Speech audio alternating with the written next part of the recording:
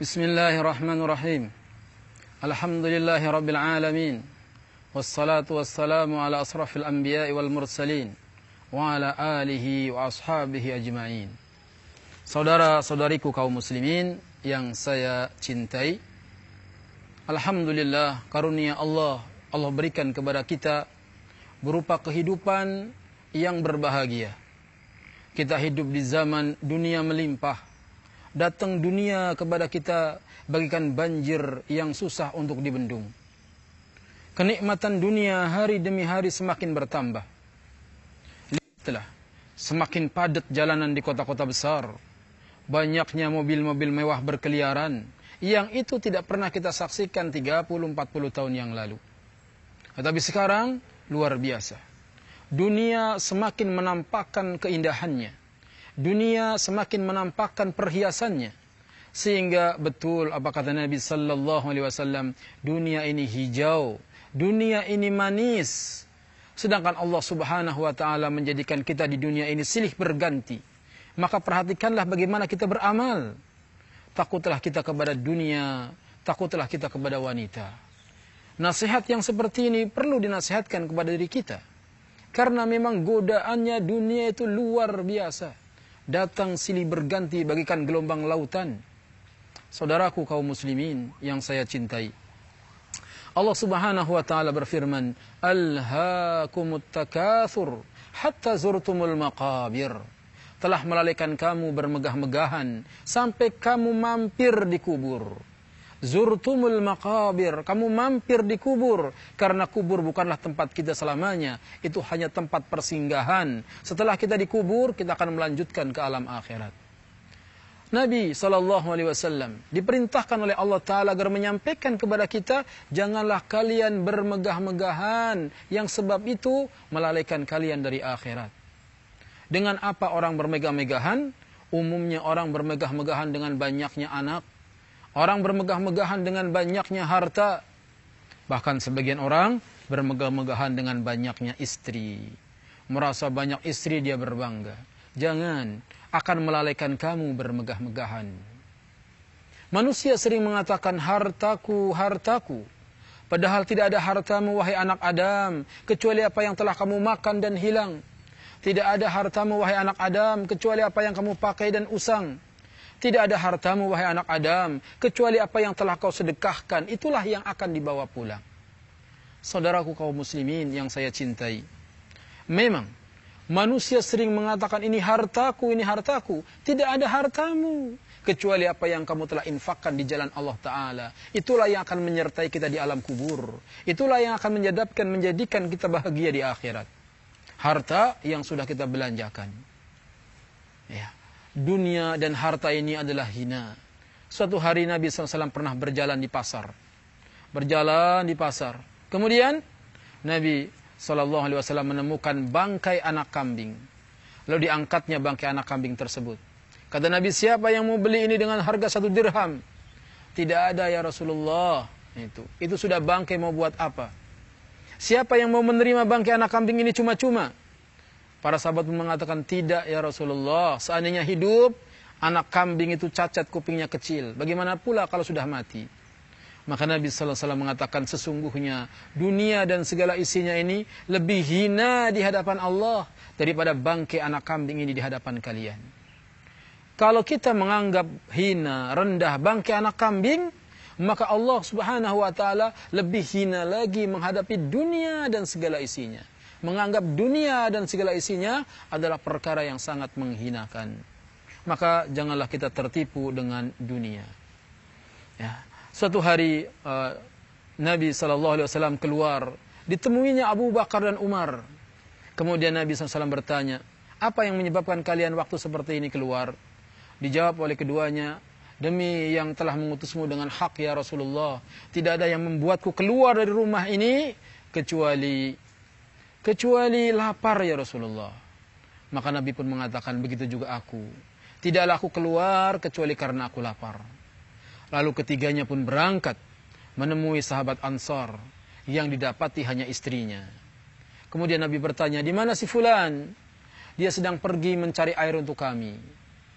Tak berapa lama kemudian datanglah sahabat Ansor. Oh, sangat gembiranya sahabat Ansor melihat Nabi, Abu Bakar dan Umar mendatangi rumahnya. Tidak ada orang yang paling hebat tamunya pada hari ini kecuali tamuku, katanya. Maka sahabat ini pun segera memetik anggur, memetik kurma, kemudian menghidangkannya kepada Nabi dan kepada para sahabatnya. Kenapa engkau tidak pilih saja yang matang, kata Nabi. Tidak, aku ingin agar engkau yang memilih dengan penglihatanmu sendiri. Kemudian sahabat tadi pun pergi membawa pisau. Maka Nabi SAW mengingatkan, hati-hati dari kambing betina. Ini jangan memotong kambing betina. Kemudian sahabat tadi pun akhirnya memotong kambing. Dan Nabi pun makan kambing. Nabi SAW menikmati makan kurma, makan kambing. Kemudian kenyang. Apa kata Nabi SAW setelah itu? La tus'aluna yawma idin anin na'im. Sesungguhnya akan ditanya pada hari itu tentang kenikmatan yang seperti ini. Nabi SAW mengingatkan bahwasanya kenikmatan yang Allah berikan kepada kita ini akan dimintai pertanggungjawaban nanti di hari kiamat. Mensikapi dunia agar kita tidak bermewah-mewahan. Kita tidak dilarang menjadi orang kaya. Kita tidak dilarang untuk memiliki banyak harta. Asal dua syaratnya. Orang boleh menjadi orang kaya dengan dua syaratnya. Syarat yang pertama, hendaknya dia mencarinya dari jalan yang halal. Dia mencari harta dengan cara yang halal. Syarat yang kedua, dia hendaknya membayar zakatnya, mengeluarkan di jalan Allah. Tidak apa-apa jadi orang yang kaya, yang berlimpah, tapi hartanya senantiasa digunakan untuk akhirat. Harta itu menjadi tercela kalau harta untuk harta. Dunia untuk dunia, itu yang jadi tercela. Adapun kalau dunia untuk akhirat, itu tidak lagi tercela. Bahkan ada kalanya akan memperberat timbangan kebaikan. Lihatlah pahala-pahala orang yang sedekah. Bahwasanya seorang mukmin akan di bawah naungan sedekahnya nanti di hari kiamat. Bagaimana kita bisa bersedekah kalau kita jadi orang miskin? Kalaupun sedekah ala kadarnya. Padahal di antara 7 golongan yang akan dinaungi oleh Allah nanti di hari kiamat adalah warajulun tasaddaqa bi shadaqatin fa akhfaha hatta la ta'lamu shimaluhu ma tunfiqu yaminuh. Adalah orang yang bersedekah dengan satu sedekah dan dia menyembunyikan sedekahnya sehingga tangan kirinya tidak tahu apa yang disedekahkan oleh tangan kanannya. Maka dia akan dinaungi nanti di hari kiamat ketika tidak ada naungan kecuali naungan dari Allah Subhanahu wa taala. Ini semua menunjukkan bolehnya kita menjadi orang yang kaya. Akan tetapi orang yang kaya hanya untuk bermegah dengan rumah, orang yang kaya hanya bermewah dengan kendaraan, kita enggak kagum, kita enggak ngiri yang seperti itu. Yang kita iri, yang kita kagum adalah orang yang kaya tetapi dia berani untuk bersedekah. Dia orang yang kaya, dia rela mengorbankan hartanya untuk membela agama. Maka orang kaya seperti itu kita acungkan jempol. Engkau orang yang hebat. Karena dunia ini diberikan kepada 4 golongan. Golongan yang pertama adalah orang yang berilmu dan berharta. Dia menghabiskan hartanya sesuai dengan ilmunya. Dia tahu hak-haknya. Dia menyambung silaturahim dengan hartanya yang banyak. Maka ini adalah sebaik-baik kedudukan. Yang kedua, orang yang berilmu tetapi tidak berharta. Orang yang berilmu tetapi tidak berharta. Maka dia bercita-cita. Sekiranya saya kaya, saya akan dermawan juga seperti yang dia. Maka keduanya ini dengan niatnya, pahalanya sama. Pahalanya sama. Tetapi kedudukan jelas pada yang pertama. Kemudian yang ketiga, orang yang diberi harta tetapi tidak diberi ilmu. Hartanya banyak, kekayaannya melimpah tetapi dia jahil. Dia gunakan hartanya sesuai dengan kejahilannya. Dia gunakan untuk berfoya-foya, dia gunakan untuk berbuat maksiat. Maka dia sejelek-jelek kedudukan. Orang yang paling jelek di dunia, orang kaya dan bodoh. Menggunakan hartanya sesuai dengan kebodohannya.